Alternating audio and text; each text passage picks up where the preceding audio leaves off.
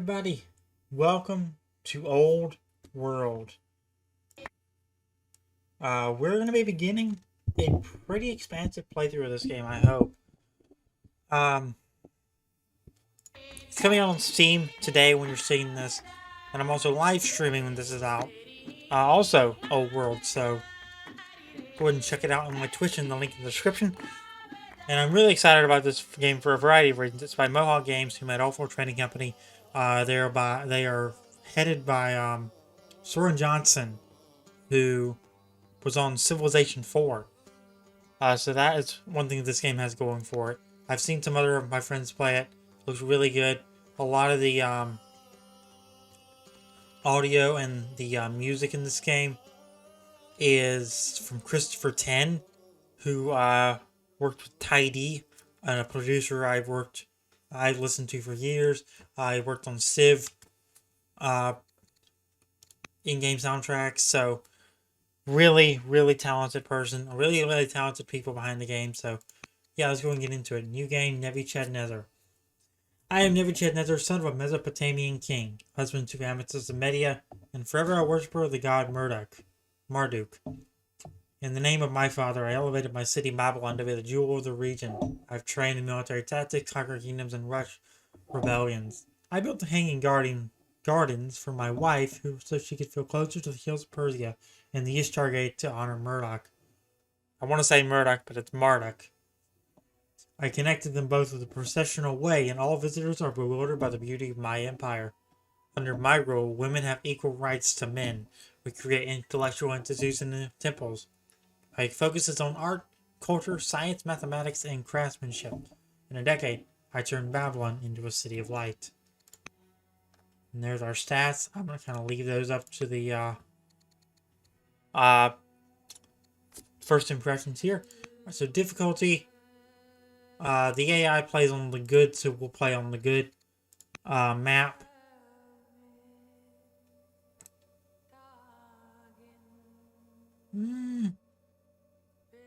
Keep that default.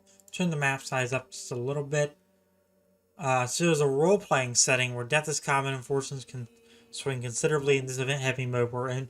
Gameplay effects of event options are hidden. Mortality realistic, event level high. The 1-day challenge is something that might be fun later.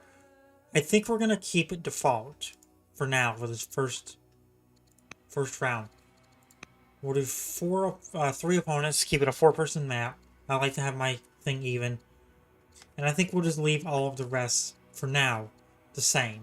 And we'll kind of get into complexity with more and more games. So, it's out on Steam today. It's been on Epic for about a year now, or a year or two now. I think it's $40 if it's... I checked it out on Epic. It's $40 on Epic. I think it'll stay $40. Moving over to Steam, I don't know that for sure, because I'm recording this a couple days pre-release. And yeah, so that's gonna really be it for in terms of the regular old cookie cutter stuff. But when you're seeing this as well, I am live streaming a game of this over on my Twitch. Twitch.tv/Seren Santiago TV. In place of Forza, I think we're going to be doing Forza on Friday. And then in terms of bonuses, if you get this game within the first 2 weeks of it being out, so before the end of May, you can get the Heroes of the Aegean DLC pack. So, yeah. Alright, we're back. I didn't mean to click out of that. So we're Nebuchadnezzar. We're playing Babylonia here.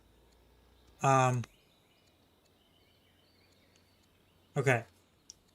So technology discovery. We just start with rhetoric, administration, and trapping. Let's go into the where's the tech tree? Tech tree. There it is. How big is this thing? Pretty big for Nebuchadnezzar here. So we start with trapping, which gives us the slinger and a camp. Administration, which gives us treasury 1, and a granary and rhetoric, which gives us 4 and 1, epics and exploration. Got it. Alright, so city-state, Babylonia. Or city-site, Babylonia. We can found our capital, which gives us, we can build the Kassite capital, which gives us 2 training rate a year. 4, we can do the Chaldean capital, which can give us 4, I don't know what these icons are. 4 of that a year. Can add multiple roads a year as an Ison. Or the Amorite Sages, which gives us 2 civics rate and 1 science rate. And if I'm playing the way I usually play, we're playing as the Amorites. Babylonia discovers a new technology, metaphysics. Okay. Ores are an important feature of Old World. Units can move multiple times each turn, but each move consumes 1 order. Other actions such as attacking or building also consume orders. Your remaining orders can be seen in the lower left corner of your screen. We recommend you first select your worker so that you may begin to improve your land before you spend all of your orders for the turn. Babylon founded. You need to choose a governor. So the Queen Consort Amethyst, which has corruption out the wazoo there. And it's -3 gold per turn. We're already getting 13. We can do Labashi Marduk the Pathfinder. I think this guy is going to be... Actually, I think Nebuchadnezzar is as good a governor as any.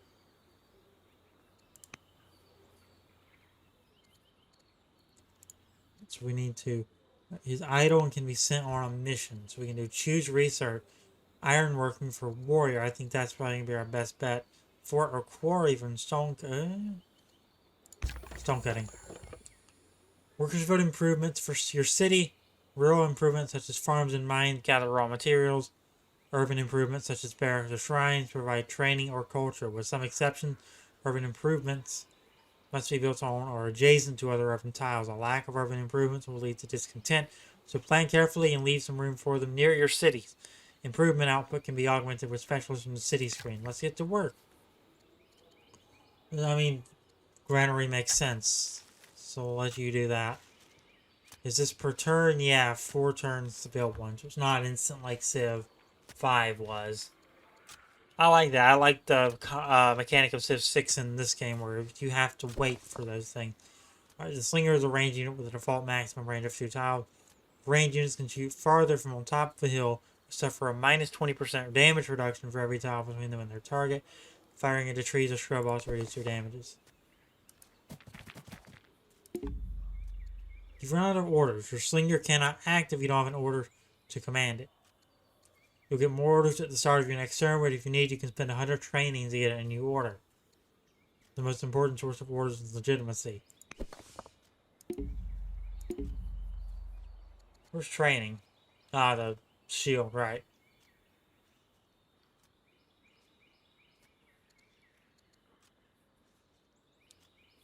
So are we done with everything this turn? We've done this, right? Haven't we? I don't know. We'll just keep going. Alright, where's the intern button? Make a decision about this event. Ah, that's what I clicked out of before. You were Nebuchadnezzar, wisest king of Babylonia. The midst of your people claim that you descend from a distant line of kings, but your people are broken and battered from disasters. Finally taking your birthright, it falls on you to lead the people of Babylonia into the old world, to forge a nation of knowledge and glory, one that will be remembered through the ages. The existing civilizations of this old world do not yet know the splendor and wisdom of Babylonia, but they will learn. Select your settler and found your capital city. You'll also decide which family manages your first city, gaining their advantages immediately.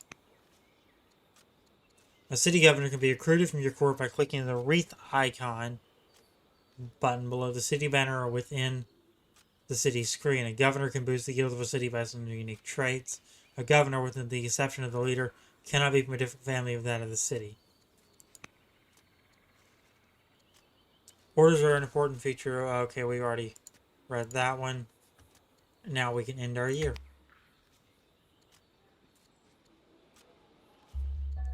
Princess Kashaya is now old enough to be tutored by courtiers.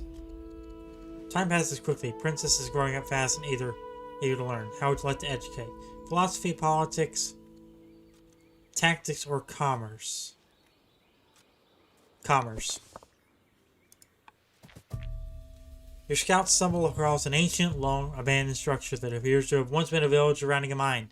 Upon investigation, your wise men inform you that the substance mine here was kaolinite and that the vein has not yet been exhausted. Able to take an investment to get the entire mine back to operational, but the result will be that your craftsmen could make the most extraordinary pottery. We only have one option, which is we can't afford it. It's unfortunate, but here we are.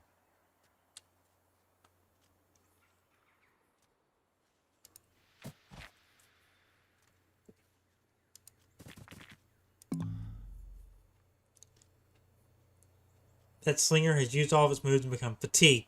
A fatigued unit can still be moved with a forced march, but each move in a forced march costs twice as many orders to execute. Your slinger will refresh its move next turn. Alright, that's fine. We don't need to move them. But I mean, we can move them if we want to. Alright, so we're year 2 of 200 here. We have all of our projects going in city. We have a scout selected. Scouts are some fantastic explorers that can see further into the unknown than other units. They can also hide in trees, making them invaluable as an early warning against invading enemies. Send your scout out into the wilderness to look for new city-states and mysterious ancient ruins. Scouts as well as settlers and workers can also harvest resources. We'll have you guys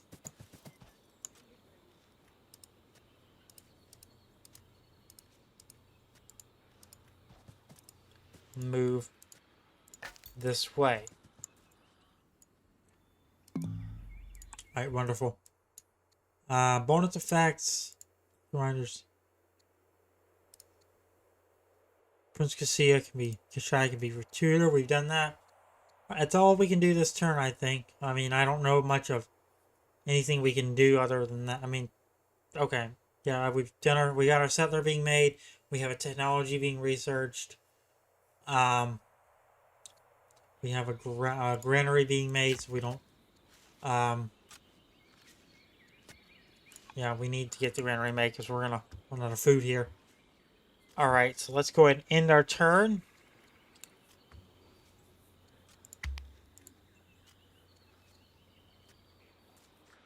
A letter arrives by courier from Princess Kasaya at the Academy. Dear Nebuchadnezzar, as part of my instruction at the Academy, my tutors have directed me to write to you. All has been going well and I have little to complain of. I miss mother at times, but I must carry on. Your daughter Kashaya. The nested tooltip system in Old World allows windows to persist as you link from one to another. Simply hold shift while clicking a link or click it with the middle mouse button to lock the new window in place. This lets you continue to view a window while opening more links, even if you move the cursor off the window altogether. Try it on this unit link, Spearman.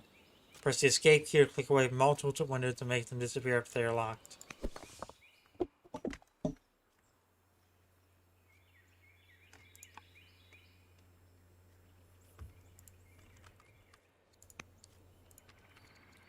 So she is at the Academy learning commerce.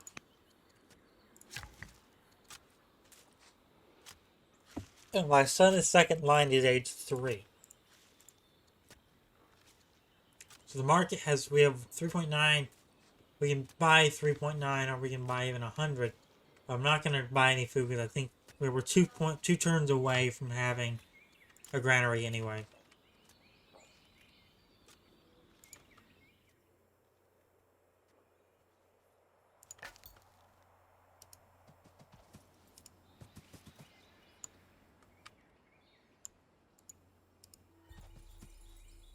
You were the first to discover this landmark. What will you name it? We'll just keep it the same as before.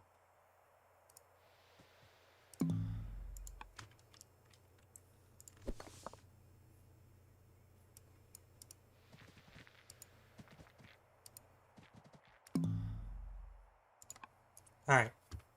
So that's all we can do this turn. We have 4 orders left. But I don't know of anything else much we can do. So let's in turn.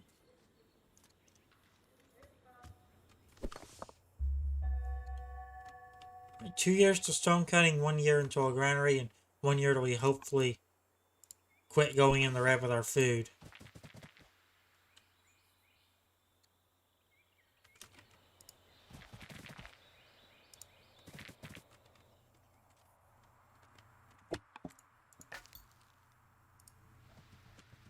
So the Suvis River.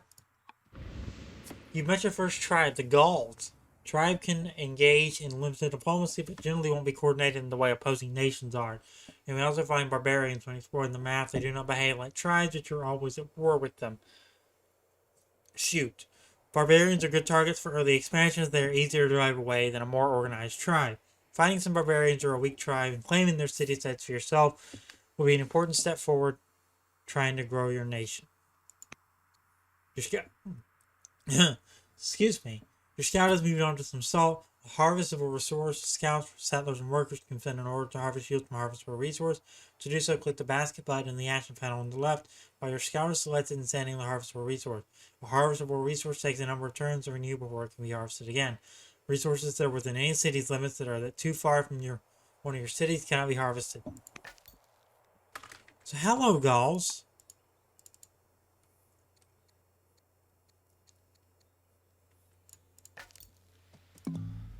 That's all we can do. We got 4 orders left. Nothing we can do here.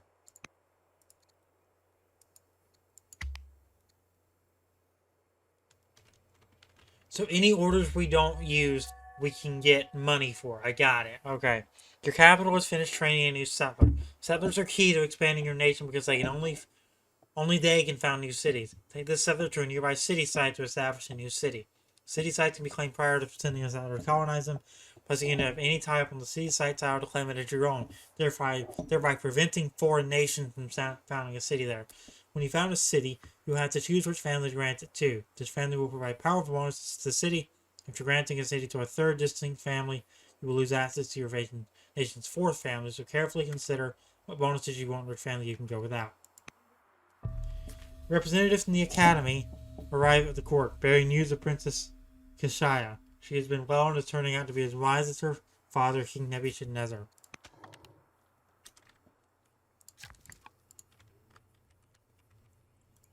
So we're going to claim this city site here. I want a coastal city.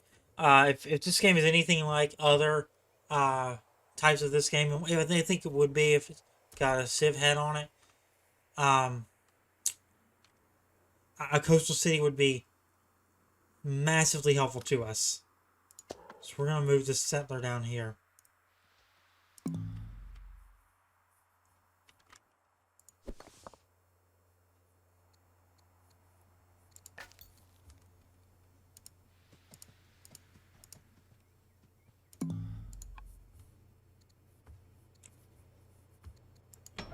We can now produce something new in Babylon. And I think we're going to do... Does this have upkeep? Doesn't look like it. Archive. Let's do Archive 1. That will take 4 years. Okay. We need to increase that because we have a finite amount of time here. But for now, it's fine. Workers done.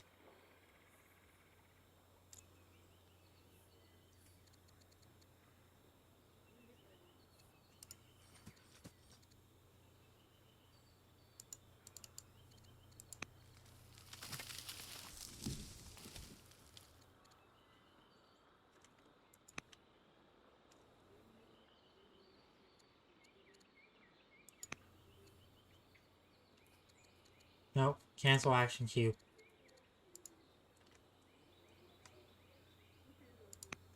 There.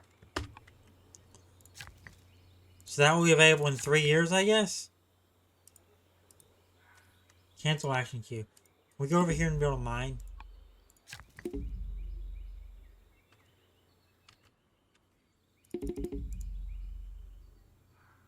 Oh, we're out of orders. That makes a lot of sense. That makes a lot of sense.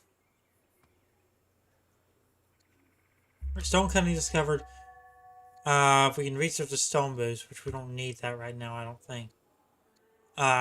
Military drill. I want that military up real fast here.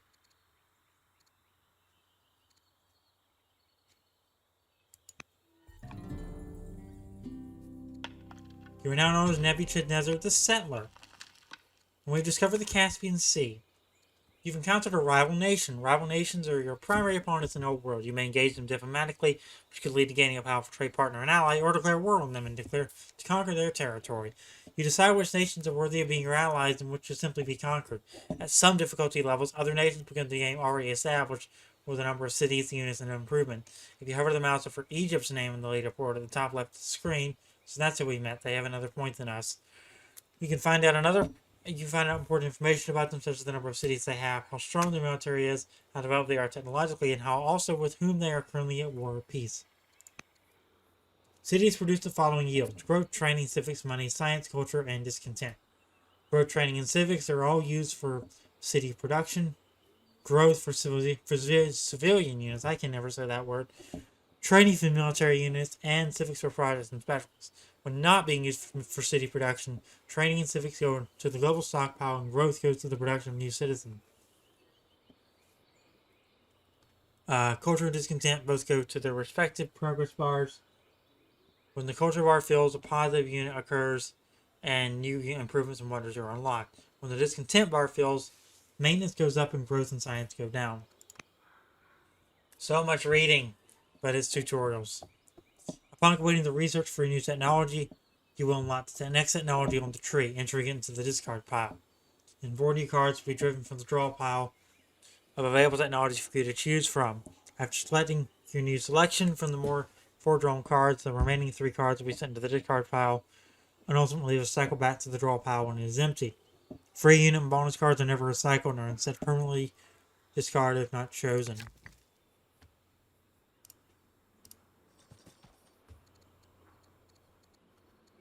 So we can do a mine.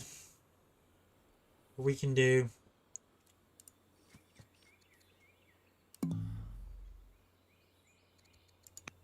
that.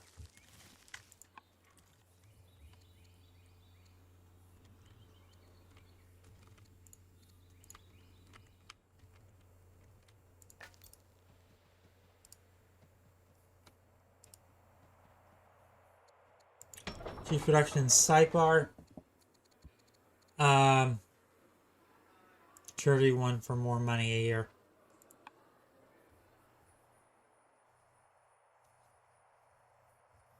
Intern.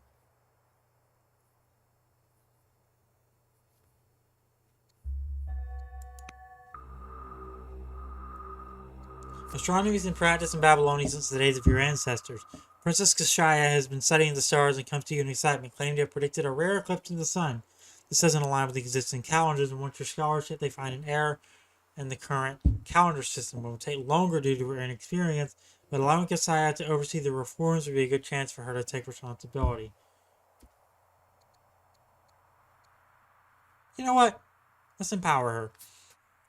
You've unlocked the ability to choose an ambition. Ambitions are goals that your families would like for you to pursue, and completing them will grant you and all your descendants a permanent boost to legitimacy.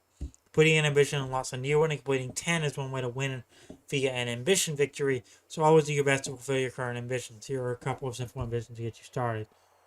Control 4 cities. We're already through half of that one. There we go. It'll take 3 years to do that. We're going to get our food up. But I think for now, it's going to do it for this episode of Old World. Like, subscribe, favorite, turn on notification, and I'll see you next time for more.